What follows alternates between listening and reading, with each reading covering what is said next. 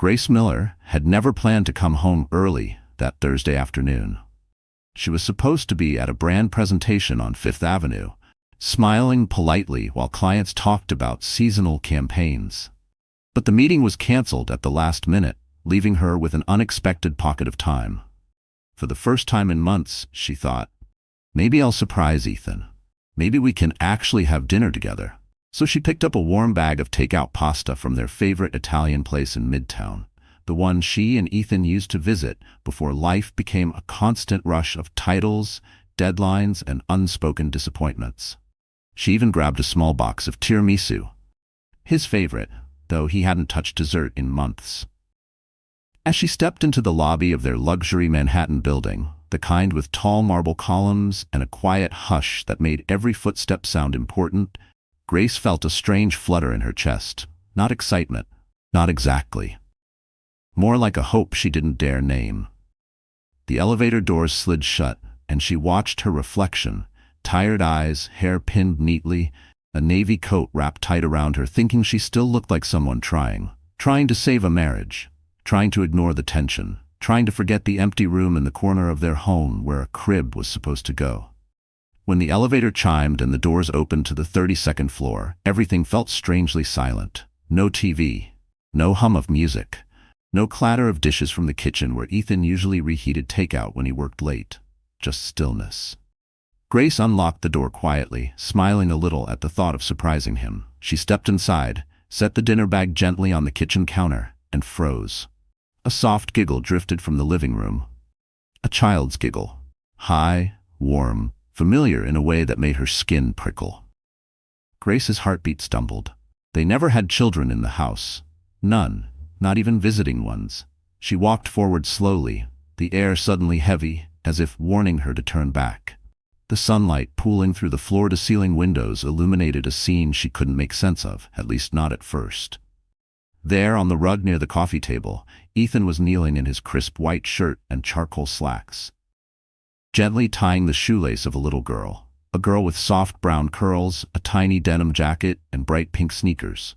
And the child, no more than 6, was touching Ethan's shoulder like she'd known him all her life. "Daddy, is it tight enough?" the girl asked. Grace's world detonated. The pasta bag slipped from her fingers. Her breath caught, sharp and painful. The word daddy echoed in her ears like a cruel punch. Ethan's head snapped up, his face drained of color. "Grace, this isn't what you think." But it already was. It was exactly what she thought. It was the one truth she had been running from for months. And it was only the beginning. Grace didn't move at first. She stood there in the entryway, her palms cold, her breath shallow, as if her own body refused to process what her eyes had seen. The little girl's voice still rang in her ears, bright, innocent, and devastating. "Daddy." It was a word Grace had ached to hear in her home for years, a word she once whispered to herself while holding her belly during the short weeks she was pregnant. Now it pierced her like a blade. Ethan rushed toward her, the panic in his steps loud against the hardwood floor. "Grace, listen. Just let me explain." His voice wavered. Ethan never wavered. He was the man who negotiated million-dollar deals on Park Avenue without blinking. The man who always had an answer, always had control.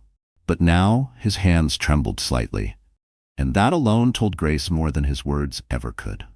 Her gaze drifted past him to the little girl now standing halfway behind the sofa, watching with wide, confused eyes. Grace felt her chest tighten, not with anger toward the child, but with a grief so sharp she had to swallow to steady her voice. She knew this wasn't the girl's fault. Children never asked to be part of adult betrayals. "Who is she?" Grace's voice sounded hoarse, thinner than she intended. Ethan hesitated, another sign he was cornered. "Her name is Lily." Grace blinked slowly. Lily, that name. She had seen it before, once flashing across Ethan's phone screen quickly before he snatched it away. Another time on a small handmade bracelet tucked accidentally into Ethan's coat pocket. He had brushed both moments off with a smile and a confident story. She had believed him. Because she wanted to believe him. Because she needed to believe her husband was still the man she married. Grace's mind spun backward, back to the happier version of herself. She had been 30 when she met Ethan. working as a rising marketing manager for a luxury fashion brand known for her calm leadership and quiet creativity. Her life had been stable, predictable, filled with ambition. Ethan had walked in like a storm, charming, polished, ambitious, a Wall Street man with too much confidence and a smile that felt like sunlight after a long winter. She fell fast, she fell deep, and she fell believing she had found a partner who wanted the same life she did. A home, a family, a child to love. But life had cracked open after the miscarriage. Grace had carried the grief alone. Ethan had buried himself in his job, coming home late, barely speaking, acting like sadness was a weakness he couldn't afford. She had tried therapy, he had tried avoidance. She had curled up in the nursery, touching the crib rail with trembling fingers. He had closed the door and said, "We need to move on." And now he stood in front of her with a daughter she never knew existed. Grace stepped back, her heartbeat echoing in her ears. "How long have you been seeing her?" she asked quietly. Ethan opened his mouth, closed it, then said, "It's complicated," which meant too long to justify. Grace's stomach twisted. The room felt smaller, the walls closing in around her. This wasn't just betrayal. It was a second grief, a deeper one, because the man she mourned losing was still alive and standing right in front of her. Grace straightened her shoulders, fighting to keep her voice steady. "You lied to me," she whispered, "about everything that mattered." Ethan took a step forward. "Grace, please, just hear me out." She looked at him, her eyes hollow but steady. "I'm listening," she said, but inside her heart, something was already breaking loose. And what she was about to hear next would crush the last piece of the life she thought she had. The living room around Grace suddenly felt foreign, as if she were standing inside a stranger's home instead of the place she had spent the last 5 years building. The tall windows overlooking Central Park, once her favorite part of this luxury apartment, now seemed to mock her with their cold, silent view. The late afternoon sunlight slid across the marble floors, highlighting the untouched stack of mail, the perfectly arranged vases, the spotless kitchen counter. Everything looked beautiful, untouched, hollow, just like her marriage. This home had always been more Ethan's reflection than hers. Sleek gray couches he picked out without asking her opinion, a glass coffee table that showed every fingerprint, shelves lined with investment books he never read but bought because serious men should display serious taste. Even the abstract painting above the fireplace, something he purchased on a whim during an auction, felt like a symbol of their life. Expensive, impressive, emotionally empty. Grace had tried, in the beginning, to add warmth. A small framed photo of her mother, a wool throw she brought from her childhood home, a plant she named Olive. Slowly, all those pieces disappeared, the photo replaced by a sculpture. The blanket folded away into a closet, the plant dying from lack of sunlight. Ethan never told her to remove anything, he simply outshined her, room by room, until her presence felt temporary in her own home. And now, standing here with Lily's small pink sneakers leaving faint marks on the rug, she felt the truth settle like a heavy stone in her chest. This apartment had never been built for a family with her. It had been a stage, a showroom, a place for Ethan to look successful. She glanced toward the kitchen, where she had spent countless nights cooking meals that grew cold waiting for Ethan to come home. The stainless steel appliances gleamed under the pendant lights, untouched, except when she tried to salvage whatever remained of their closeness. She had imagined this space holding laughter, tiny footsteps, baby bottles warming on the counter. Now the only child who'd ever stepped foot in it wasn't hers. Grace reached toward the counter and noticed Ethan's Mont Blanc pen left beside a stack of papers. Her breath caught. The name printed on top wasn't his. It was Hannah Brooks. Beneath it, a school enrollment form for Lily. Ethan had been filling out paperwork, family paperwork, right here in the home Grace kept spotless for a marriage she didn't know was already broken. Her voice broke the stillness. "You brought her here, to our home." Ethan rubbed his forehead, avoiding her eyes. "It wasn't like that. I didn't plan for this to happen today." "Today?" Grace echoed, her voice cracking. "So it happened before?" He didn't answer. He didn't need to. The rug under her feet felt like quicksand. Every memory in this apartment, every dinner party, every anniversary toast, every quiet Sunday morning, felt corrupted. She thought of the nursery down the hallway. The room they once painted a soft cream color while talking about baby names. She had stood in that room the night after her miscarriage, holding the tiny socks she'd bought too early, telling herself she'd try again when she was ready. But Ethan never set foot in that room again. Grace turned her head toward the hallway, and the memory stung so sharply she felt her knees weaken. Their home had always been filled with a silence she tried to interpret as calm. Now she understood it was the silence of secrets. She exhaled shakily and looked back at Ethan. "You built a life inside this home," she whispered, "just not with me." Ethan opened his mouth, but before he could speak, Lily peeked out again with a small, curious voice. "Daddy, are we still going to the park?" Grace's heart cracked. Because the park was their place. And this was only the first betrayal the walls of this apartment had witnessed. Ethan closed his eyes for a brief second, as if Lily's innocent question pulled him in two opposite directions. But Grace didn't look at the child. She couldn't. Her gaze stayed locked on Ethan, the man she once believed would rather die than hurt her. Now he looked strangely small in the middle of their luxurious living room, like a fraud exposed under bright lights. "Grace," he murmured, with that smooth voice he used in business meetings, "please don't make this harder than it needs to be."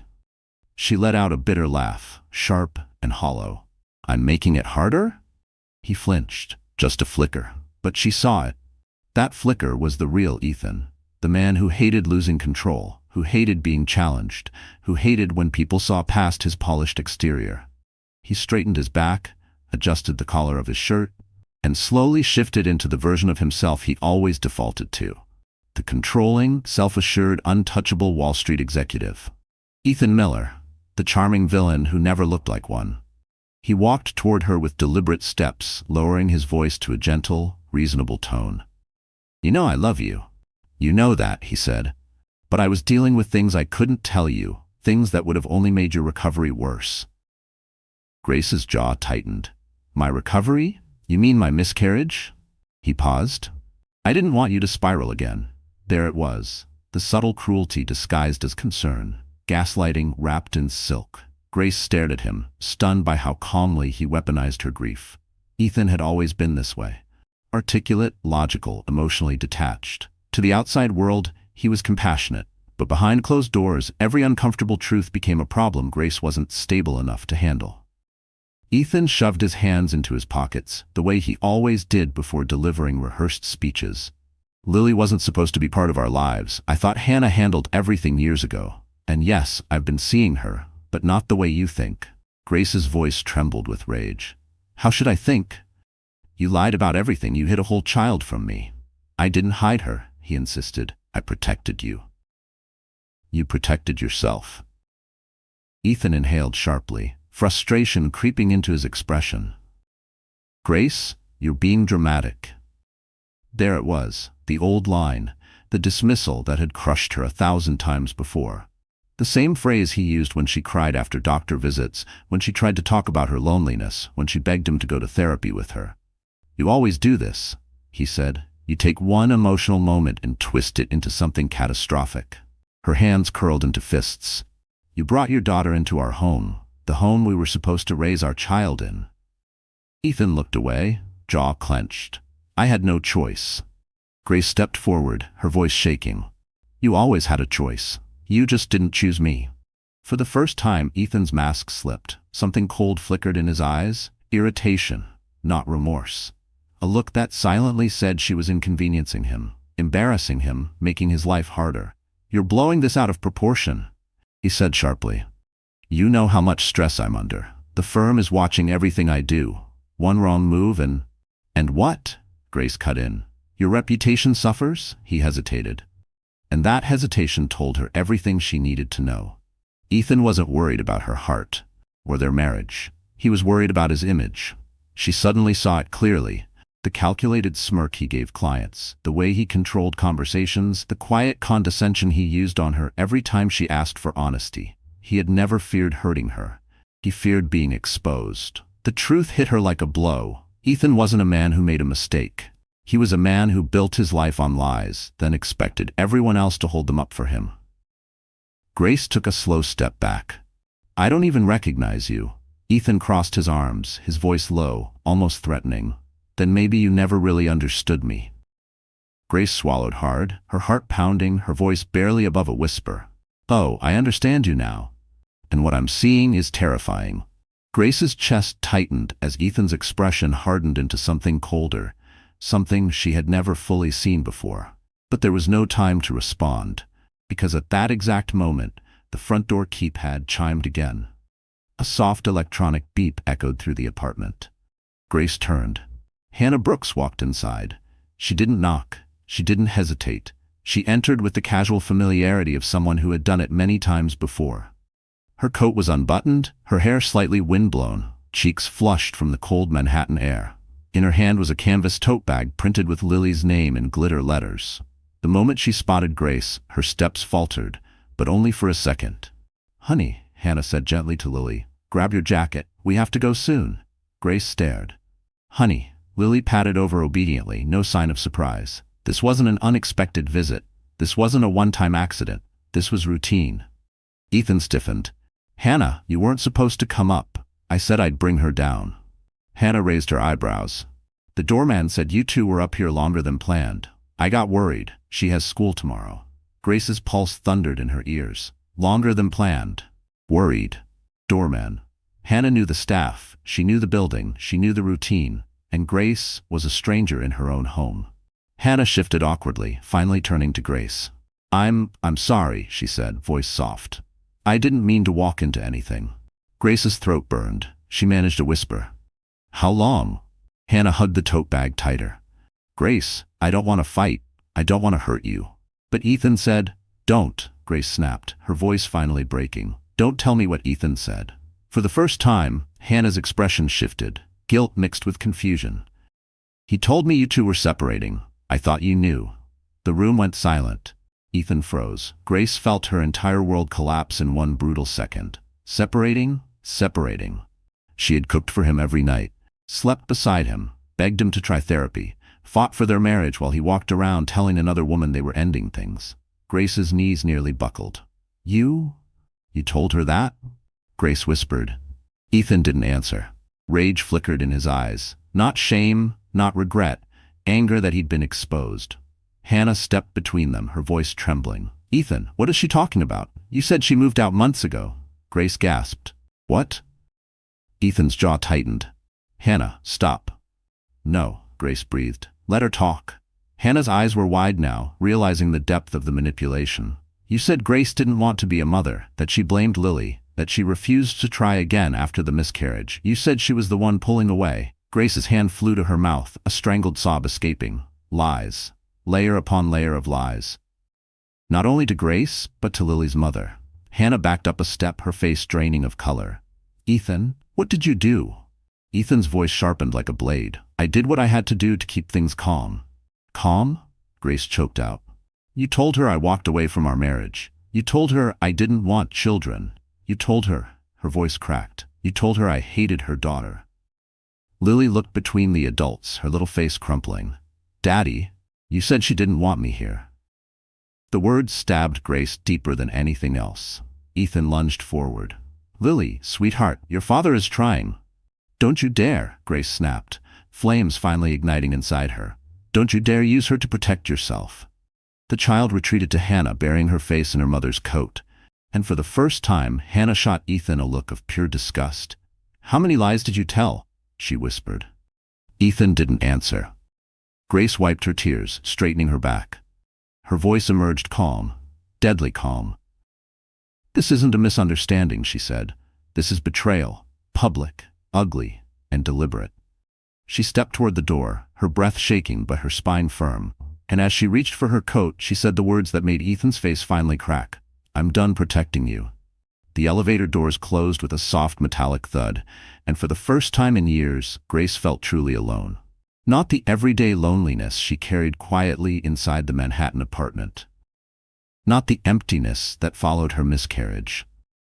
This was different. This was a loneliness so sharp, so consuming, it felt like stepping into ice water with no way out. Her reflection in the elevator's mirrored walls looked like a ghost, pale skin, eyes swollen, lips trembling with words she couldn't form. She clutched her coat tighter around her, trying to hold herself together, but her body shook anyway. As the elevator descended floor by floor, her lungs tightened. Memories hit her all at once. The nights she waited for Ethan to come home, the effort she put into saving their marriage, the way she defended him to friends who quietly whispered concerns. And now she knew the truth. She had been fighting for something that only existed in her imagination. The elevator chimed. The lobby felt too bright, too loud, too exposing. The doorman called her name, but she didn't hear him. She walked straight through the revolving doors and out onto the sidewalk into the evening chill of Manhattan. A honking taxi startled her, and she stepped back, heart racing. Her vision blurred.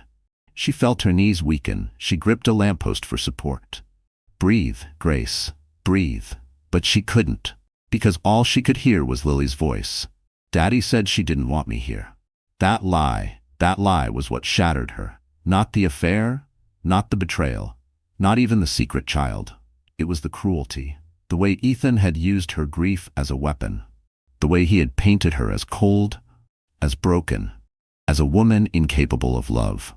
Grace stumbled toward the corner, ducking into a quiet side street, where the city noise softened just enough for her to collapse against a brick wall. Tears spilled freely now, blurring the streetlights into glowing streaks. Her breaths came fast and uneven, her chest tightening with panic. She covered her mouth, muffling the sobs. Years of holding it together, years of swallowing pain, years of being the calm, patient, loyal wife, finally erupted. It wasn't just heartbreak. It was humiliation. It was mourning the life she thought she had.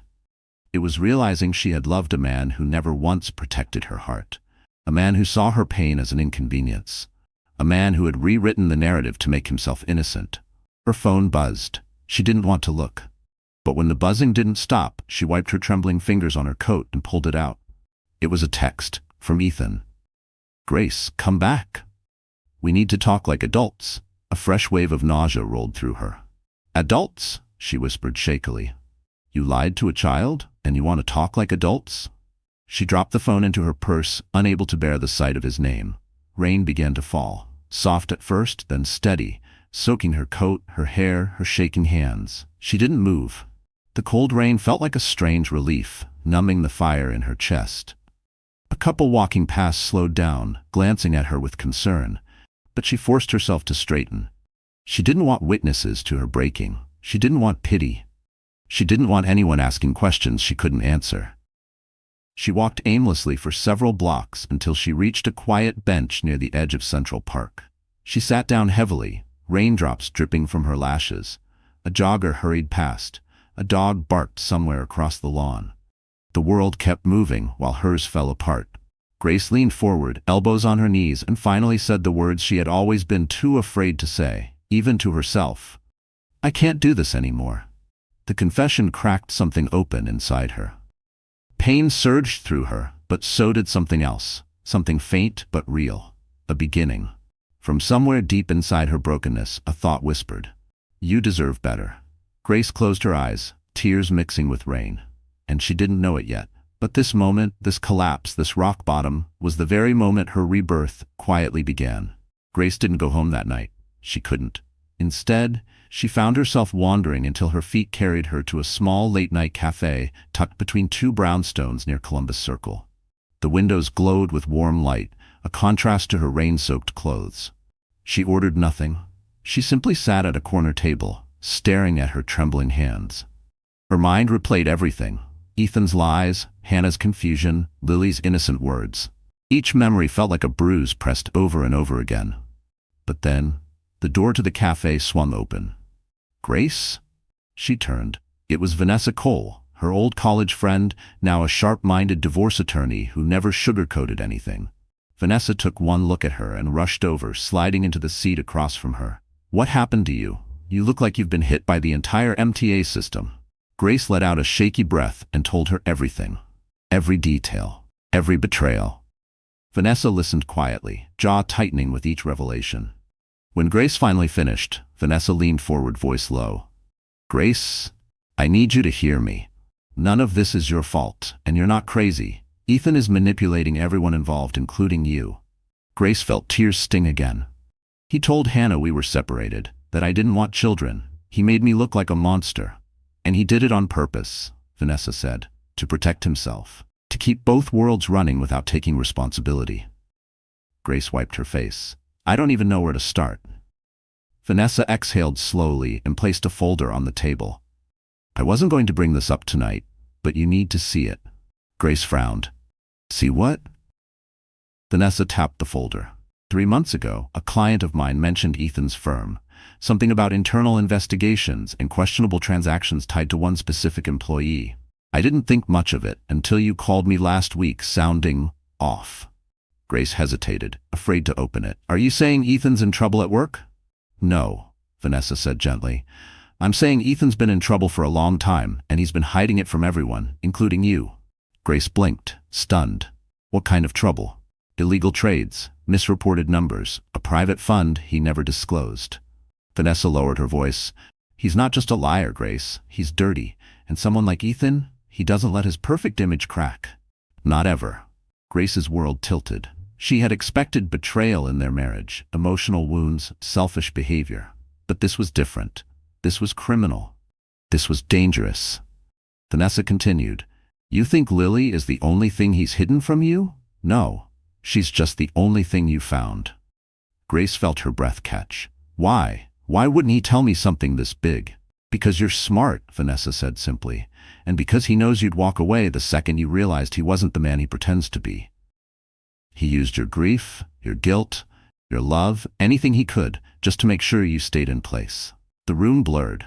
Grace pressed a hand to her chest. Oh my God. But Vanessa wasn't finished. She pulled out a printed email, an internal message accidentally forwarded to an outside contact, a name Grace recognized. Michael Hayes, CEO. Client. The man who once told her, you have more strength than you know. Grace's throat tightened. Michael got this? He forwarded it to me this morning, Vanessa said. He didn't know what it meant, but he knew it looked wrong. Ethan used your company's connections, your clients, your projects, your life to cover some of his financial tracks. Grace stared at the email in horror. Ethan hadn't just betrayed her heart. He had used her career, her passion, her effort, her relationships to shield his lies. He'd put you at risk, Vanessa said. Professionally, legally, emotionally, all of it.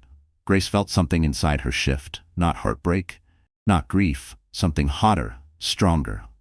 A spark she thought she'd lost the night she miscarried. Vanessa, she whispered, voice steadier than she expected. What do I do now?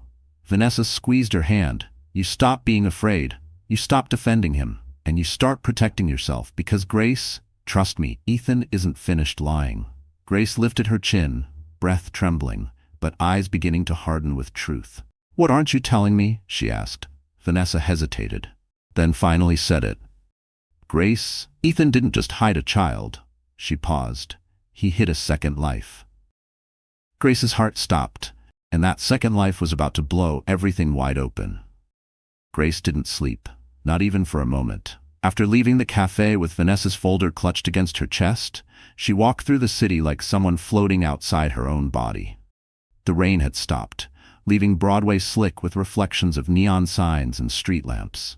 Every few steps she had to stop and breathe, steadying herself against the weight of everything she'd learned. A second life. Illegal trades. Lies wrapped inside lies.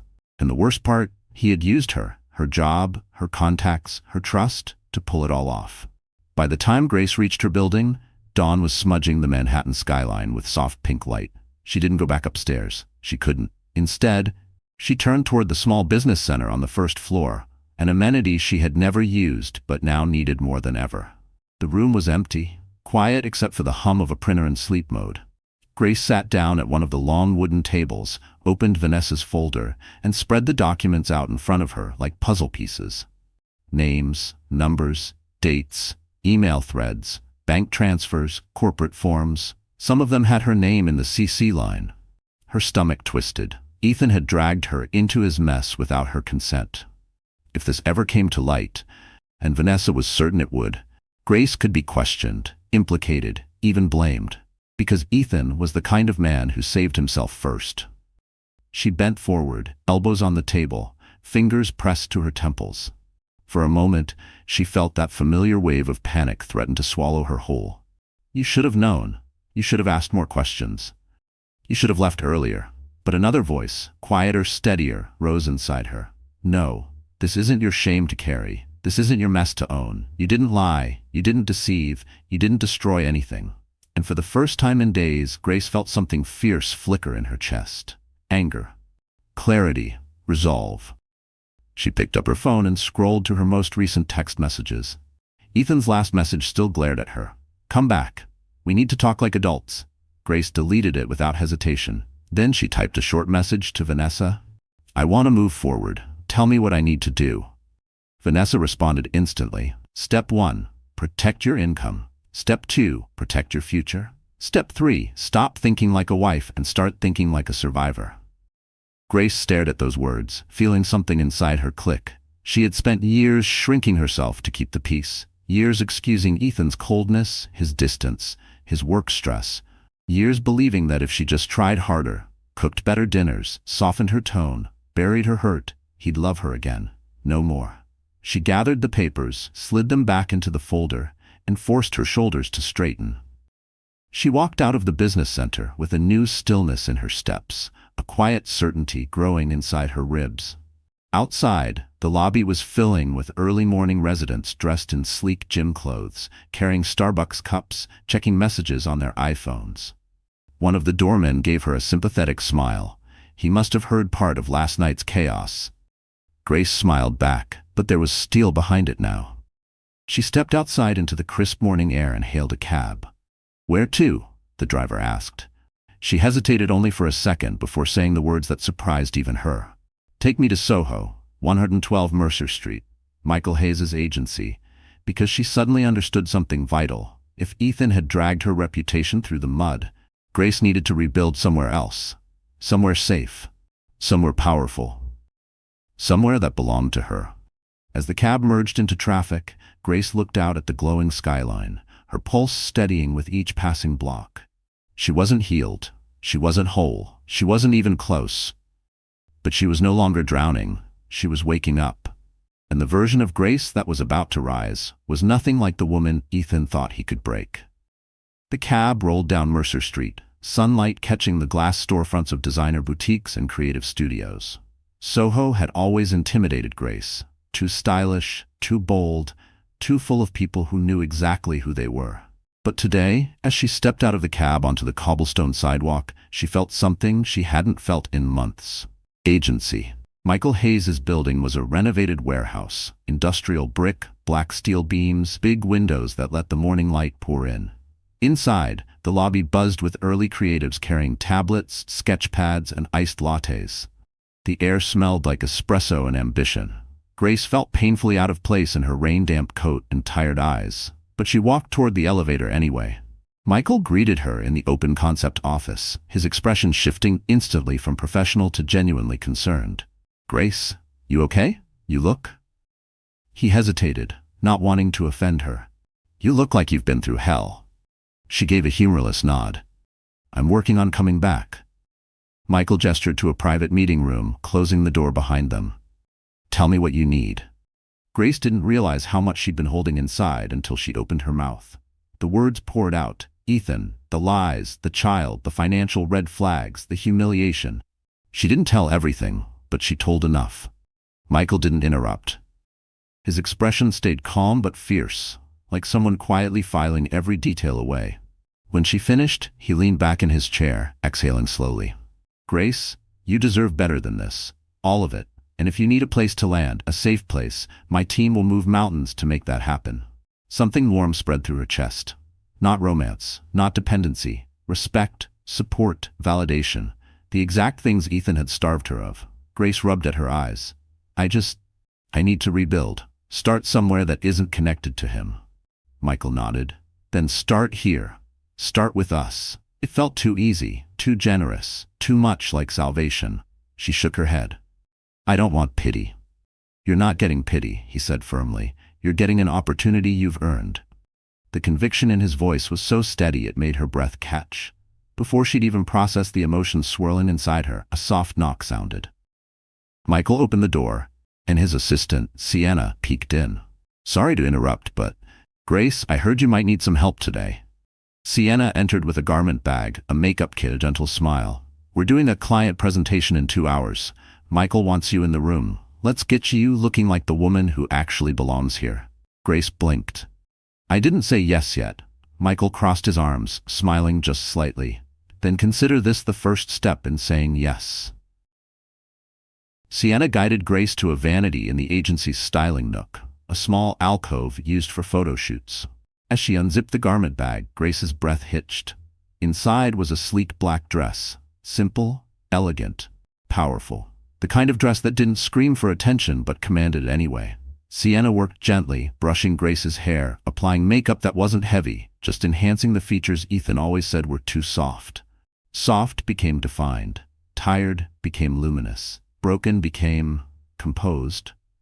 Grace stared at herself in the mirror. She didn't look like a woman whose life had shattered the night before. She looked like someone stepping into a new version of herself. Someone rising. Someone reclaiming something she had lost long ago, herself. She stood taller. Her breath deepened. Her shoulders squared. And for the first time since the betrayal, she felt a shift inside, like a door unlocking. This wasn't just a makeover. It was the beginning of her transformation. As she walked back to the meeting room, dress flowing around her, heels tapping confidently on the polished concrete, Michael looked up and froze for half a second, just long enough for her to realize something important. He saw her. Really saw her. And not as Ethan's wife, as Grace. The woman she had always been, but never allowed to shine. And this new Grace was about to unleash a storm Ethan never saw coming. Grace had never walked into a boardroom feeling powerful before. But the moment she stepped into Michael's glass-walled conference room overlooking the Soho skyline, something inside her aligned. The polished concrete floors, the hum of conversation, the rows of laptops and tablets glowing under the morning light. This was a space built for voices that mattered. And today, hers finally did. Michael stood at the front, flipping through slides for a luxury client presentation. Executives from a well-known jewelry brand filled the room, their designer coats draped over chairs, their attention sharp. Grace took a seat near the front, an unspoken message that she belonged there. As the meeting began, Michael introduced her with a confidence she had never heard directed at her before. "This is Grace Miller," he said. "She's joining our strategy team, and she's one of the sharpest marketing minds in Manhattan. You'll be seeing a lot of her." The room nodded in approval. Grace felt her heart lift, not from flattery but from recognition. She spoke during the presentation, her voice steady, her ideas crisp.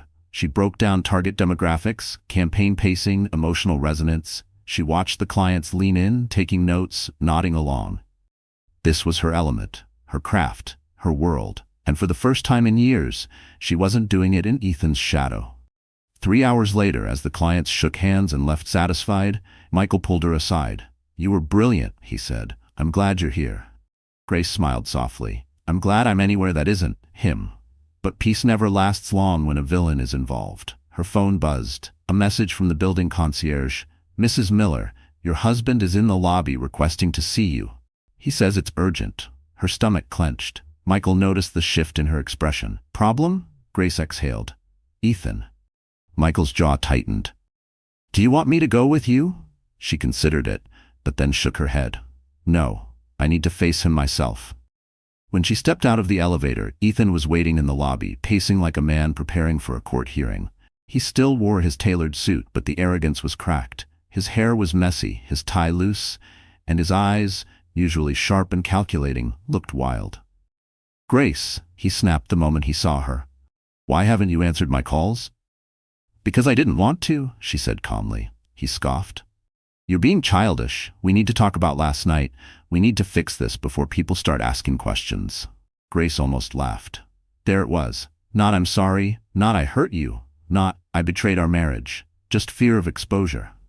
"Is that what this is about?" she asked. "Your reputation?" Ethan stepped closer, lowering his voice. "You don't understand the position I'm in. If Hannah spreads lies..." "Lies?" Grace cut in. "The only person lying is you." Ethan's nostrils flared.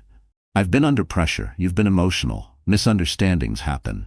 There it was again. The gaslighting, the minimizing, the rewriting of reality. But not this time. Grace reached into her bag and pulled out the folder Vanessa had given her. She pressed it against his chest, forcing him to grab it.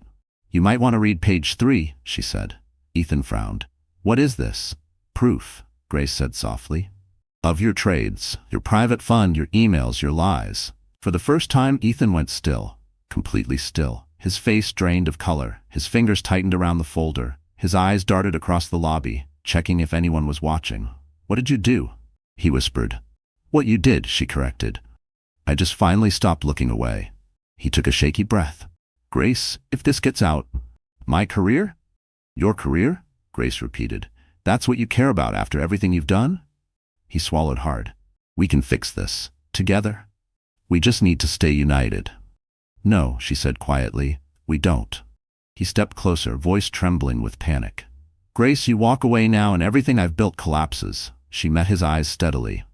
Then maybe it deserves to. He stared at her, stunned, furious, terrified. But Grace didn't shake. She didn't apologize. She didn't soften. For the first time in their entire marriage, she turned her back on him and walked away, without looking over her shoulder.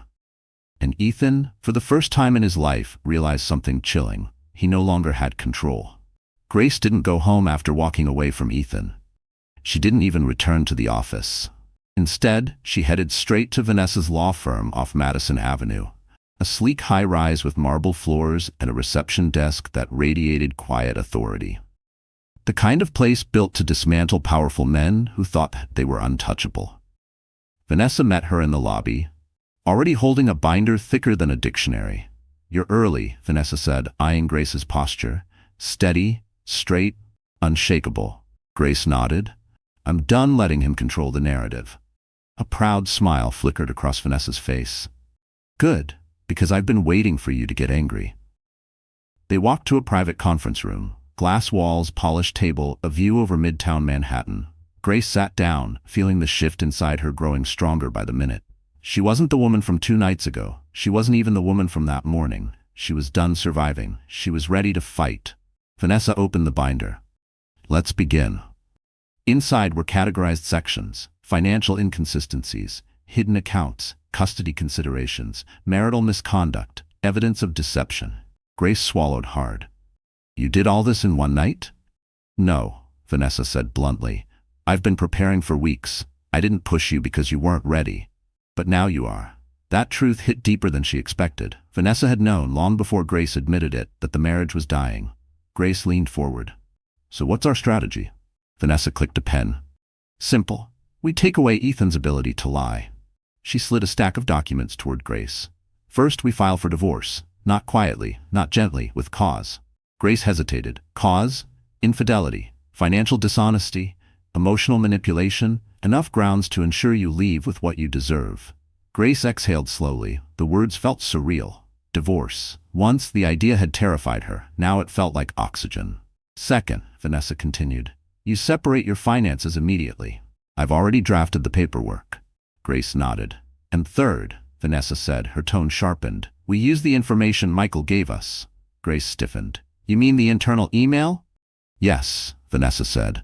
It's enough to legally protect you. It proves Ethan conducted unethical financial behavior without your knowledge. It also places you as a potential victim, not a participant. Grace's stomach twisted. Will he be exposed? Vanessa closed the binder. Grace, he exposed himself the moment he forged financial documents and used your professional contacts. Grace pressed a hand to her chest. I can't believe I slept beside someone like that. Vanessa softened. That's what predators rely on, your trust. Grace closed her eyes for a moment, letting the truth settle. Ethan wasn't just a man who lied. He was a man who built an entire life from deception. Her phone buzzed again. Ethan. She ignored it. Then it buzzed again. An email. Vanessa, Grace whispered, staring at the subject line. Notice of internal review. Ethan Miller. Vanessa leaned in. Open it. Grace clicked. Her breath caught as she read the text. Mr. Miller, your trading activity over the last fiscal year has triggered an immediate compliance review. You are required to report to the board at 3 p.m. today. A short list followed. Transactions, dates, flagged accounts. Grace stared. They know. Vanessa nodded. Not because of us, because Ethan was reckless. But this protects you even more. Grace's phone rang. Ethan. She hit decline. Vanessa smirked. Let him sweat. Grace let out a shaky laugh she didn't expect. I can't believe this is happening. "This," Vanessa said, "is the part where powerful men trip over their own egos." Grace looked out the window at the Manhattan skyline, tall, glittering, unstoppable. Something inside her settled. For years she had bent herself into a smaller shape to stay beside Ethan. Now she was expanding back into who she truly was. "Vanessa," Grace said, voice steady, "file the divorce." Vanessa nodded. "I'll start now." Grace stood smoothing her coat, her heart pounding with a fierce new rhythm. She wasn't running from Ethan anymore. She was walking straight into the storm. And this time, she was the one who brought the thunder. Grace didn't go straight home after leaving Vanessa's office. She wasn't ready to step foot in the apartment that had become a museum of lies. Instead, she walked several blocks through Midtown, letting the rhythm of the city anchor her. Yellow cabs honked, steam rose from subway grates, and the cold air burned her lungs in a way that felt strangely cleansing. By the time she returned to her building, she felt steadier, stronger. But the moment she walked into the marble lobby, she saw him. Waiting. Again. He stood near the elevator bank, shoulders rigid, expression unreadable. Not angry, not panicked, just calculating. As if he were trying to predict her next move so he could twist it into something that benefited him. The doorman looked between them nervously. Ethan had probably been pacing for half an hour, radiating tension so thick it unsettled the staff. Grace stepped forward. "Grace," Ethan said quietly, "we need to talk. Upstairs." "No," she said, "we talk here." He blinked, thrown off. "In the lobby?" "Yes," she said evenly, "where you can't lie, or yell, or twist things." His jaw tightened. "You're being dramatic." Grace inhaled sharply through her nose. "Say that word one more time, Ethan, and this conversation ends." He shut his mouth. "Good." She crossed her arms. "You got an email today." His eyes flickered. "I don't know what you're talking about." "Don't," she said. "The board is investigating you. They know about the trades, the inconsistencies, the private fund you hid." Ethan's face went white. Grace continued, her voice calm, almost eerily steady. "You used my contacts, my work, my clients. You dragged my name through your mud without my consent." "Grace, listen to me," he said urgently. "I'm being set up, someone at the firm." "Stop." She held up a hand. "You're not being set up. You're being caught." Ethan's composure cracked for the first time. He ran a hand through his hair, pacing like a trapped animal. "You don't understand how much is at stake." "I understand perfectly," she said. "What I don't understand is how you ever convinced yourself that dragging me into your corruption was acceptable." He froze mid-step, turning to her. "I did it to protect us." "No," she said. "You did it because you thought I wouldn't notice." He stepped closer. Too close. "We can fix this. The board respects me, if you stand by me." Grace let out a dry, humorless laugh.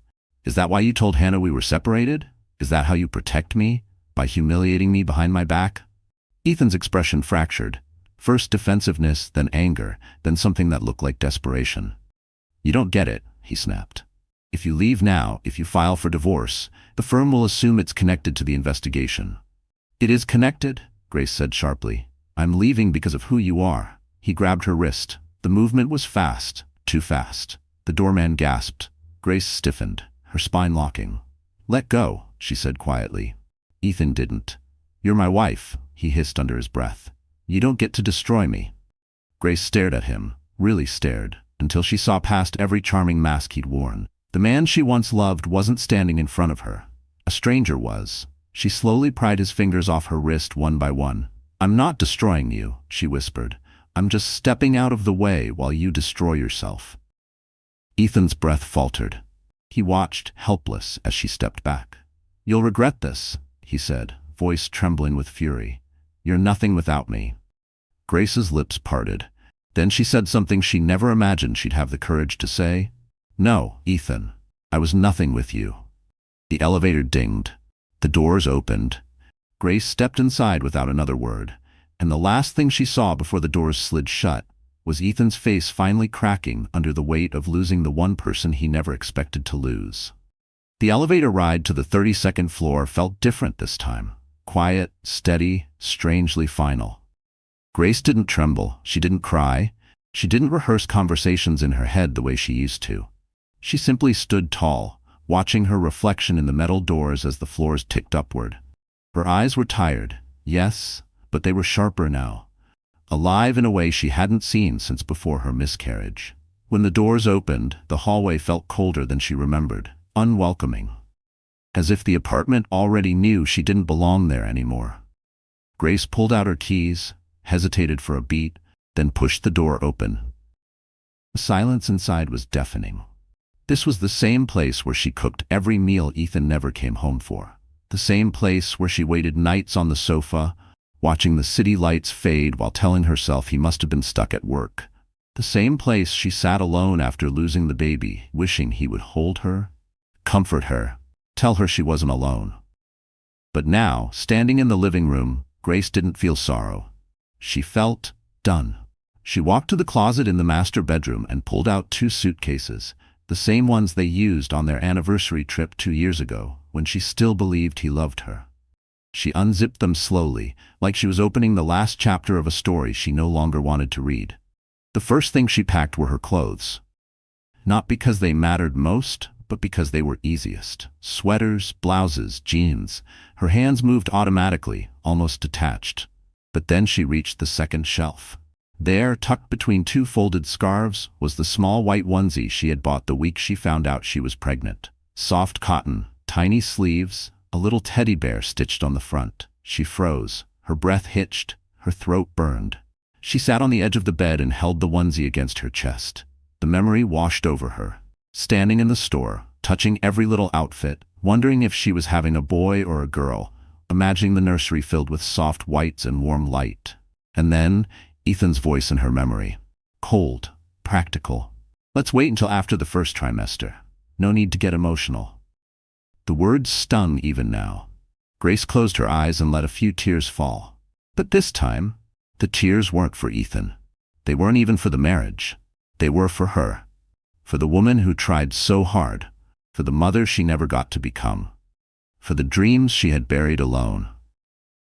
She folded the onesie gently and placed it in the suitcase. Next, she packed her books, Women Who Run with the Wolves, Atomic Habits, her old journals. Things Ethan once teased her for reading because self-help is for people who don't have control. She placed each book with care, reclaiming every piece of herself he had belittled. When she reached the dresser drawer, she found Ethan's wedding gift, a silver bracelet with a tiny engraved plate. My always. She stared at it for a long moment before placing it in the trash bin without hesitation. Then came the photographs. One by one, she removed each picture frame from the shelf. Smiling photos at dinners, vacations, charity galas. She didn't cry over them. She simply stacked them face down on the floor, unable to look at the versions of herself who believed in a version of him that never existed. Finally, she entered the nursery. The room was untouched, still painted cream, still holding the assembled crib Ethan never bothered to finish after the miscarriage. Grace placed a hand on the railing, feeling the cold metal against her palm. This room had held more silence than hope. Not anymore. She opened the closet, took out the baby blanket she once bought in a moment of hope, and folded it neatly. It didn't belong in this apartment. It belonged with her, wherever she went next. When everything was packed, Grace zipped the suitcases, grabbed her purse, and took one last walk through the apartment. Not to savor memories, she didn't want them, but to make sure she hadn't left any part of herself behind. She reached the door, turned off the lights, and stepped into the hall. And for the first time since this nightmare began, she felt the air lighten. She wasn't running. She was leaving, walking away from the ruins of a life built on lies. And as the elevator doors closed behind her, Grace whispered to herself, "Never again." Grace hauled the 2 suitcases through the lobby, each wheel thudding softly against the marble floor. The doorman Antonio straightened the moment he saw her. His brow creased, not in judgment but in concern. "Mrs. Miller, do you need a hand?" Grace paused. No one had called her Mrs. Miller today. The name felt foreign now, like it belonged to someone else entirely. Someone naive, someone trusting, someone who didn't exist anymore. "No," she said gently, "I've got it." And she meant it. Antonio nodded respectfully and opened the glass door. A gust of cold Manhattan air hit her face, clearing the last traces of old pain that clung to her like dust. Grace stepped onto the sidewalk, the wheels of her luggage tapping against the concrete as if marking the rhythm of a new beginning. The city roared around her, cars honking, people rushing, cabs racing across intersections. But somehow, Grace felt steady in the chaos, lighter even. She wasn't escaping, she was moving forward. A yellow cab pulled up. The driver leaned out the window. "Where to, miss?" Grace hesitated. She had rehearsed this moment in her mind, imagined a dramatic exit, maybe even tears. But all she felt was quiet clarity. "To Brooklyn," she said. "Clinton Hill." The driver popped the trunk, helped her load the suitcases, then pulled into traffic. Grace watched her old life shrink in the rear window. The high-rise tower, the polished lobby, the marriage she had outgrown without even realizing it. As they crossed the bridge, sunlight glimmered off the East River. The skyline stretched behind her like a painting she was finally stepping out of. She rested her forehead against the window, letting the cool glass ground her. Her phone buzzed. Ethan. Again. She didn't even check the message. She turned the phone face down, watching the city blur into motion. She wasn't going to let his words pull her back into darkness. Not today. Not ever again. Brooklyn came into view. Brownstones, tree-lined streets, families walking dogs, kids zipping by on scooters. It felt human. It felt warm. It felt like somewhere healing could happen. When the cab turned onto a quiet street, Grace saw the building she'd toured with Vanessa just that morning. An older brick walk-up with ivy climbing the side, a little stoop with 2 potted plants and windows that glowed with soft amber light. It wasn't luxury. It wasn't marble. It wasn't Ethan. It was hers. The driver helped her unload. "You moving in?" he asked with a kind smile. "Yes," she said softly. "I'm starting over." He nodded as if he understood. "Good luck, miss. Fresh starts are powerful." Grace climbed the steps slowly, unlocking the door to her new apartment. Inside, the space smelled faintly of lavender from the previous tenant. Sunlight filtered through sheer curtains, landing on hardwood floors that creaked slightly under her feet. The apartment was small but warm, imperfect but full of possibility. She placed her suitcases in the center of the living room and took a deep breath. The silence here was different, not heavy like in the Manhattan apartment, not suffocating or cold. This silence felt peaceful.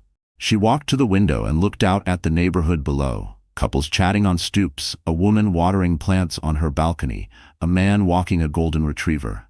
Normal life. Real life. A life she could build without lies. She sat on the floor, legs crossed, eyes closing for a long moment as she let the truth settle inside her. She had left him. She had survived, and she had chosen herself. A knock sounded suddenly at the door. Grace startled, heart thudding, half expecting Ethan, half expecting a confrontation she wasn't ready for. But when she opened the door, relief flooded her. It was Vanessa, holding 2 steaming cups of Starbucks coffee and a grocery bag full of snacks. "I figured you might need fuel for phase 2. Vanessa said, stepping inside with no hesitation. Grace let out a shaky laugh. "Phase 2? Rebuilding," Vanessa replied. "And trust me, this is the fun part." Grace didn't argue, didn't overthink, didn't apologize. She simply stepped aside, letting her friend in. Because for the first time in a long time, she wasn't alone. The new apartment felt too quiet after Vanessa left. Grace stood in the center of the living room, staring at the half-open suitcases and the groceries Vanessa had dropped on the counter.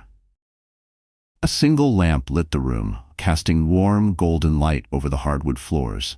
It felt nothing like the cold, echoing luxury of the Manhattan penthouse. This silence wasn't empty. It was gentle, like the first deep breath after coming up from underwater. Grace changed into soft pajamas, tied her hair in a loose bun, and padded barefoot into the kitchen. She heated a can of tomato soup. Simple, comforting, the kind of dinner Ethan would have scoffed at because it wasn't nutritionally balanced or worth the carbs. She smiled at the memory, not because it was funny, but because she could finally see how small her world had become, trying to please him. When the soup was ready, she carried the bowl to the living room and sat cross-legged on the floor. She ate slowly, listening to the radiator hum, the distant murmur of neighbors chatting, the comfort of quiet domestic life happening all around her. Not perfect, not curated, just real. Her phone buzzed again. Ethan, of course. She didn't pick it up. Instead, she plugged it into a charger across the room, far enough away that she wouldn't be tempted to reach for it. Tonight wasn't about him. Tonight was about letting herself exist without fear, without apology, without having to brace for the next insult hidden under concern. After dinner, she opened the grocery bag from Vanessa. Inside were essentials: granola bars, almonds, a microwavable pasta dish, and 2 paperback books. The Subtle Art of Not Giving a Fuck and Women Who Run with the Wolves. Grace let out a soft laugh. Of course she would. She picked the first book up and read a few pages, then set it aside. Not because it wasn't good, but because her mind was too full. Too tired. Too raw. It was time. Grace pulled her suitcases closer and began unpacking, not just clothes, but pieces of her identity she'd forgotten she owned. Her old sketchbook, a faded denim jacket she loved but Ethan said was too casual, the lavender candle she kept hidden because Ethan hated scented things, a pair of worn sneakers he called childish. She placed each item deliberately, claiming the space inch by inch. When she opened the second suitcase, the folded baby blanket lay on top. The soft cream fabric tugged something deep inside her chest. She sat down, tracing the pattern with trembling fingers. It didn't bring the same crushing grief it once did. Instead, it brought a quiet ache, a gentle longing, and surprisingly, acceptance. She whispered into the stillness, "You mattered, even if it was only for a moment." She folded the blanket again and placed it in the bedside drawer, not hidden, but kept safe. Next, she set up a small reading corner by the window. A pillow, a throw blanket, a mug Vanessa insisted she take. Strong women drink strong coffee. Grace ran her thumb over the words, touched by the simple kindness. Around 11 p.m., exhaustion finally settled into her bones. She turned off the lamp, crawled into bed, and pulled the covers up to her chin. The mattress was firm, not the plush, custom-designed one Ethan bought, but her body relaxed instantly. Outside, Brooklyn hummed softly, distant cars, a dog barking, someone laughing on a nearby stoop. Life happening without pretense. Grace closed her eyes. For the first time in months, perhaps years, she slept without crying. Without waiting for footsteps at the door. Without fear of waking up to a lie. She slept deeply. She slept peacefully. She slept like a woman who had finally put down a burden she never should have carried. And when morning came, she would wake up stronger. Grace woke the next morning to sunlight spilling through sheer curtains, warming her cheeks. For a moment she didn't know where she was. The ceiling was too low, the room too small, the sheets too plain. Then she remembered Brooklyn. Freedom. The first good sleep she'd had in years. She sat up slowly, stretching her sore shoulders. The tension that used to wrap around her like wire wasn't gone, but it was looser now, like her body was learning how to breathe again. Around her, the apartment felt quiet but alive. Light danced across the hardwood floors, highlighting the little piles of things she'd unpacked the night before. Nothing matched. Nothing was curated. But everything was hers. She made coffee in the tiny kitchen. Cheap, grocery store coffee, not the imported blend Ethan insisted on because quality teaches discipline. Grace took her first sip and smiled. This tasted better. Maybe because it was hers. Or maybe because peace has its own flavor. While she sipped, she opened her laptop, her old MacBook Air, the one Ethan told her to replace because a wife in his position should have newer tech. She ignored the memory and checked emails from Michael's agency. One message stood out. "If you're ready, I'd like you to lead the client pitch next week, Michael." Grace blinked. Lead? Her? Ethan used to say she wasn't aggressive enough for leadership, that she didn't have the killer instinct. Yet here she was, only one day into a new chapter, and someone believed in her potential more than her husband ever had. She typed back, "I'm ready. Thank you." Then she hesitated and added, "Truly." After breakfast, she showered, pulled on jeans and a white sweater, and stepped outside. The Brooklyn air felt different from Manhattan. Less rushed, more human. People walked slowly. A woman pushed a stroller. A man painted on the sidewalk. A group of teenagers laughed loudly in front of a bodega. Grace felt like she was re-entering the world after years of hiding behind glass. She stopped by a local bookstore. The bell over the door chimed as she entered, and the soft scent of pages and pine filled the air. A middle-aged woman behind the counter smiled warmly. "First time here?" she asked. Grace nodded. "Just moved in yesterday." "Well," the woman said, "welcome to the neighborhood. Books are alphabetical, poetry in the back, and Heartbreak Recovery is on that wall." She winked. Grace laughed, really laughed, and the sound startled her. She couldn't remember the last time laughter came out without effort. She browsed the shelves, running her fingers over book spines, picking up 2 titles almost instinctively. The Body Keeps the Score and Braving the Wilderness. Books about healing, strength. Coming home to yourself. She brought them to the counter. The woman wrapped them in brown paper. Going through something? Yes, Grace admitted, but hopefully coming out of it. That's the best kind, the woman said softly, the ones that lead you back to yourself. Grace carried the books out with a strange flutter in her chest. Hope. Small, delicate, but real. On her walk back, she bought flowers from a street vendor. Simple white tulips, nothing fancy. She placed them in a jar on her kitchen counter when she got home. The pop of color transformed the room just a little, making it feel less like a temporary refuge and more like a home. Her phone buzzed. She expected Ethan, but it was Michael.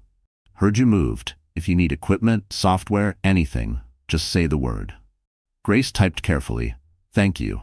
I'm settling in. I'll be ready for the pitch.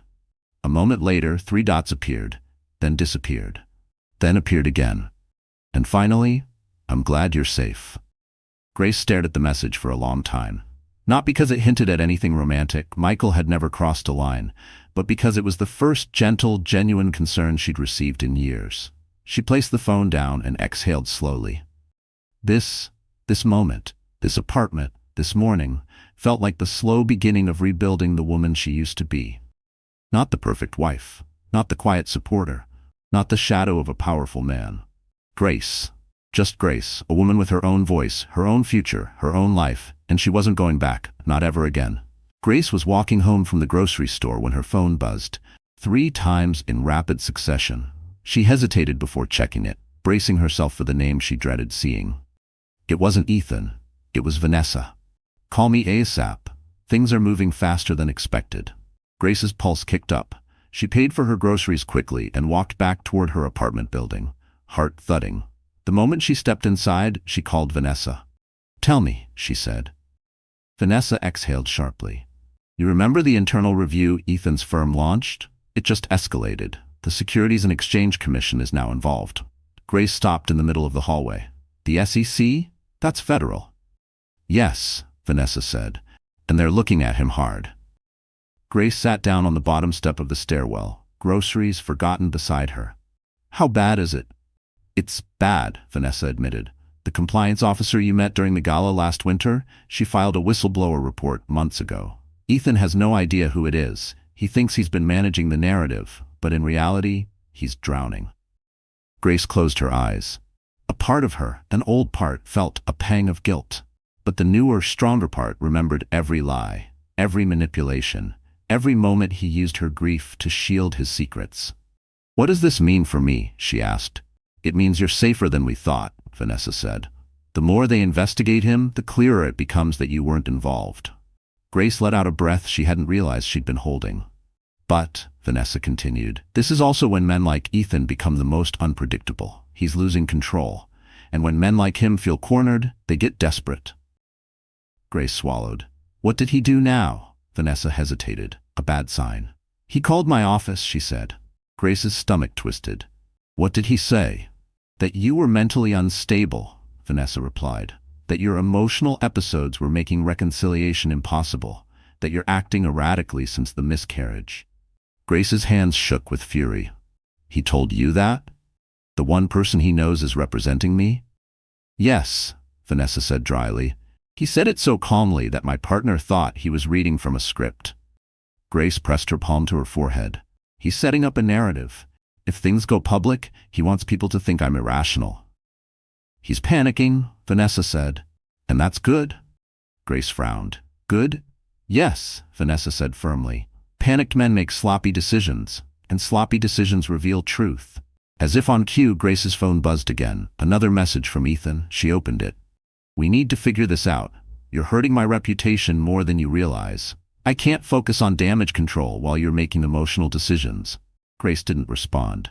Vanessa's voice sharpened. Whatever he says, don't meet him alone. He doesn't get access to you anymore. Grace nodded, though Vanessa couldn't see it. I won't. After ending the call, Grace climbed the stairs slowly, feeling the weight of everything pressing against her shoulders. She unlocked her apartment, set the groceries on the counter, and sank onto the couch. Her phone vibrated again. This time a voicemail. She pressed play. Ethan's voice exploded through the speaker. Angry, frantic, no longer controlled. "Grace, stop this. You don't know what you're doing. You're ruining everything.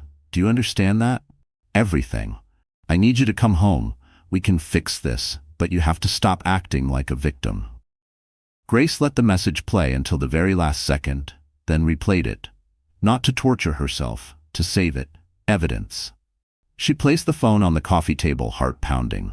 He wasn't just losing control, he was unraveling, and for the first time in their marriage, Grace wasn't the one breaking. She was watching. Calm, steady, protected. Because Ethan's greatest fear was happening right in front of him. He was falling apart, and she was no longer there to catch him. Grace woke before sunrise the next morning, long before the sounds of Brooklyn fully stirred awake. The apartment was dim, cool, quiet. The kind of quiet that doesn't suffocate, but invites you to breathe. She wrapped herself in a soft cardigan, poured coffee into her strong women drink strong coffee mug, and stood by the window watching the sky shift from deep blue to pale gold. Today mattered. Not because of Ethan, not because of the investigation, but because she had a pitch meeting, a meeting she would lead. And for the first time in years, she wasn't walking into a room as someone's wife. She was walking in as Grace. After a quick shower, she pulled on black slacks, a fitted white blouse, and a soft gray blazer. Simple, clean, confident. She tied her hair loosely at the nape of her neck and added a swipe of lip balm. No heavy makeup, no overstyled perfection, just her. Before leaving, she glanced at the folded baby blanket in the nightstand drawer. "Wish me luck," she whispered. Then she stepped out the door with a steady heart. The Soho office buzzed when she arrived. People waved, smiled, lifted their coffee cups in greeting. She wasn't invisible here. She wasn't a shadow. She was part of something. Michael spotted her immediately and crossed the room with his usual calm, understated stride. "You ready?" he asked. Grace nodded, more than ever. He studied her for a moment, her steady eyes, her composed shoulders, and gave a small, approving smile. "Good, you've got this." She entered the conference room with Michael at her side. The clients, executives from a high-end fashion brand, sat around a long glass table. Grace took her place at the front and began the presentation. Her voice was strong, her pacing controlled, her ideas flowing with precision. She talked about consumers, storytelling, brand loyalty, and emotional resonance. She showed visuals she'd built herself. She answered questions with clarity and confidence. Halfway through, she caught Michael watching her. Not because he doubted her, but because he recognized something shifting. She wasn't just doing well, she was commanding the room. When the meeting ended, the clients applauded. One of them shook her hand and said, "We want you leading our campaign." Grace blinked. "Me?" "Yes," the woman said warmly. "You understand people. That's rare." Rare, a word Ethan had never used for her. After the clients left, the team erupted in quiet cheers. Someone clapped her shoulder. Another handed her a celebratory latte. Michael approached last, hands in his pockets, expression soft but proud. "You were exceptional," he said. Grace felt her eyes sting, just slightly. "Thank you. I needed today." He met her gaze. "You needed truth. Not someone telling you who you are." Truth. Yes, that was it. She was finally seeing herself clearly. After work, Grace didn't want to go home just yet.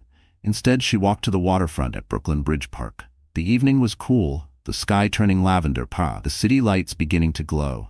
She sat on a bench overlooking the Manhattan skyline, the skyline she once associated with Ethan, their penthouse, their fragile marriage. Now she saw it differently. It was just a city, not a cage. She pulled out her journal, one she hadn't written in since long before the miscarriage, and began to write. Not about Ethan, but about herself, her goals, her rediscovered strengths, her quiet victories. She wrote for nearly an hour, letting everything pour out: confusion, anger, relief, hope. When she finally closed the journal, she realized something profound. She didn't miss her old life. Not a single piece of it. She liked who she was becoming, a woman wielding from truth, a woman choosing her path, a woman no longer defined by someone else's shadow. Her phone buzzed, a message from an unknown number. "Grace, it's urgent. I need to see you, Hannah." Grace stared at the screen, heart quickening. Hannah. The woman who had been part of Ethan's lies. The mother of Lily? It's the one person whose truth might expose something even deeper. Grace exhaled, steadying herself. Because she knew, deep down, this message was about to change everything. The cafe Hannah chose was small, dimly lit, and tucked between a vintage record shop and a laundromat in Fort Greene. Grace arrived early, her nerves prickling beneath her skin. She didn't know why Hannah wanted to meet or why her message sounded urgent, but she could feel in her bones that this wasn't a social visit. When Hannah walked through the door, she looked exhausted. Not the kind of tired sleep fixes, the deep, haunted exhaustion of someone carrying too many secrets. "Grace," she said softly. "Hannah." They stood there for a moment, two women bound by the same man's lies, unsure how to begin. Finally, they sat in a corner booth. Hannah's hands trembled slightly as she wrapped them around a cup of tea. Grace broke the silence first. "Is Lily okay?" Hannah nodded quickly. "Yes, she's fine. She's with my sister tonight." Relief loosened something in Grace's chest. "Then why did you want to see me?" Hannah inhaled shakily. "Because everything you said the other night, every lie you exposed, it forced me to look deeper, and I found something." She swallowed hard. "And you need to know." Grace's pulse quickened. "What did you find?" Hannah's eyes filled with tears. "I'm so ashamed." She covered her mouth, voice breaking. "I should have known. I should have seen it sooner." "Seen what?" Hannah leaned forward, lowering her voice. "Ethan didn't just lie to you. He didn't just lie to me. He lied to both of us about everything." Grace held her breath. Hannah reached into her bag and pulled out a stack of papers, crumpled printouts, screenshots, fragments of emails. She pushed them across the table. Grace scanned the first page, then the next. Her blood ran cold. They weren't romantic messages. They weren't about Lily. They weren't even about their relationship. They were about money. Payments, transfers, accounts in Hannah's name, accounts she didn't authorize, a forged signature. "He used me," Hannah whispered. I thought he was helping me, supporting Lily, being a father, but he was funneling money through my accounts to hide it from the firm." Grace felt sick. "He used your daughter to keep you compliant." "Yes," Hannah said, wiping her cheeks. "Every time I questioned something, he'd remind me that Lily deserved security, that she needed stability. He made me feel guilty for doubting him." Grace pressed a hand over her heart. This was darker than betrayal. This was exploitation. Manipulation layered so deeply it felt intentional, strategic. Hannah looked at her desperately. "He told me you were unstable, that you couldn't handle children, that you were dangerous after the miscarriage, that I needed to stay away from you." Grace's breath left her in a painful rush. "He said what?" Hannah nodded. "And I believed him. I'm so sorry, Grace. I didn't know you. I only knew what he told me." Grace shook her head. "You don't owe me an apology. He lied to all of us." Hannah covered her face. "The worst part? He promised me he'd leave you. He told me he was filing for separation. I waited. For years, I kept waiting because he always had a reason. Timing, money, your health, something." Grace's throat tightened. "He promised me we'd start trying for a baby again. He told me we were healing, that we were rebuilding." They stared at each other, horror dawning at the same time. "He used us both," Grace said softly. Hannah nodded. "And now the SEC called me." Grace froze. "What?" "They said my accounts are under review," Hannah said. "They want to meet with me." "Grace, I have a child. I can't be dragged into this." Grace's instincts sharpened. "You didn't do anything wrong. You're a witness, not a suspect." Hannah grabbed her hand across the table. "I need you. I need your lawyer. I need your help, because Ethan will throw me under the bus the moment he realizes they're looking at me." Grace nodded. "We'll protect you. And we'll protect Lily." Tears streamed down Hannah's face. Relief, fear, shame, all mixing together. "Thank you," she whispered. "He made me think we were enemies." Grace squeezed her hand. "We're not. We were never enemies. We were victims of the same man." Hannah wiped her cheeks, gathering the papers. "There's one more thing," she said, voice trembling. "And it's the worst part." Grace leaned in. Hannah whispered, "Ethan told me there might be someone else." The cafe went silent. Grace's heart thudded painfully. Someone else. A third life, a third lie, a third woman. Hannah nodded slowly. "He wasn't just living two lives, Grace. He was living three." Grace's entire world tilted. Because this wasn't just betrayal anymore. This was a predator finally being revealed. Grace didn't sleep that night. Not out of fear, out of clarity. For the first time, she saw the full picture. Ethan wasn't just unfaithful. He wasn't just dishonest. He was dangerous. The kind of man who built sandcastles out of people's lives, fully expecting no one to notice until the tide dragged everything away. But Grace noticed. Hannah noticed. And now the world was beginning to notice too. The next morning, Vanessa arranged an emergency joint meeting. Grace, Hannah, and the SEC investigator. They met in a quiet government office overlooking Lower Manhattan, the kind of room where careers rose and fell with a single sentence. Hannah sat beside Grace, still shaky but determined. Vanessa, confident as always, placed 3 folders on the table like she was laying down winning cards. The investigator began, "We appreciate you both coming. Your cooperation will significantly impact the case." Grace glanced at Hannah. Hannah nodded. Grace spoke first. Calm. Clear. "We're here to tell the truth. All of it." And they did. They outlined Ethan's lies, the forged accounts, the emotional manipulation, the financial funneling, and the secrets that intertwined their lives without their knowledge. Each detail was another crack splintering Ethan's carefully crafted image. The investigator listened intently, sometimes surprised, sometimes grim. Finally, he said, "Your testimonies align with the evidence we've gathered and with the testimony of another woman who came forward this morning." Grace's spine straightened. "Another?" "His former coworker," the investigator said softly. "She confirmed a romantic relationship and financial involvement." Hannah covered her mouth. Grace didn't move. 3 lives. 3 women. One man who thought he could play God. After the meeting ended, the investigator stood and shook their hands. "You both may have saved yourselves, and many others, from further harm." As they walked out of the building, sunlight hit Grace's face. She inhaled deeply, letting the cold air fill her lungs. Something inside her shifted. This was justice beginning. Hours later, Vanessa finalized the divorce filing. Aggressive, airtight, leaving Ethan 0 room to twist the narrative. Grace signed the papers with steady hands. "It's done," Vanessa said. "He'll receive notice within the hour." Grace nodded. She felt no sadness, no guilt, only release. That evening, as she left the courthouse, she found Michael waiting outside the steps. He wasn't holding flowers or gifts, just a warm coat draped over one arm. "You forgot this," he said, placing it gently around her shoulders. Grace blinked. "You didn't have to come." "I know," he said. "I wanted to." They walked slowly down the courthouse steps, the late winter air crisp around them. Michael didn't pry, didn't ask for details. He simply walked beside her like steady ground after a long storm. At the bottom of the steps he paused. "Grace, I hope you know how strong you've been through this." She shook her head slightly. "I didn't feel strong." "That's the thing about strength," he said softly. "You don't feel it until after you've survived." Their eyes met. Warmth flickered. Gentle, unforced, honest. Not love yet. Not romance. But possibility. And for the first time, Grace didn't feel afraid of possibility. She felt ready for it. Later that night, sitting on her Brooklyn stoop with a cup of tea, she got the final email. "Mr. Miller has been suspended pending full investigation. Criminal proceedings to follow." Grace stared at the screen for a long moment. Then she smiled. Not because she wanted revenge, though justice felt right. Not because he was punished, though consequences were deserved. But because she had walked through hell carrying nothing but truth, and she had come out clean, light, whole, free.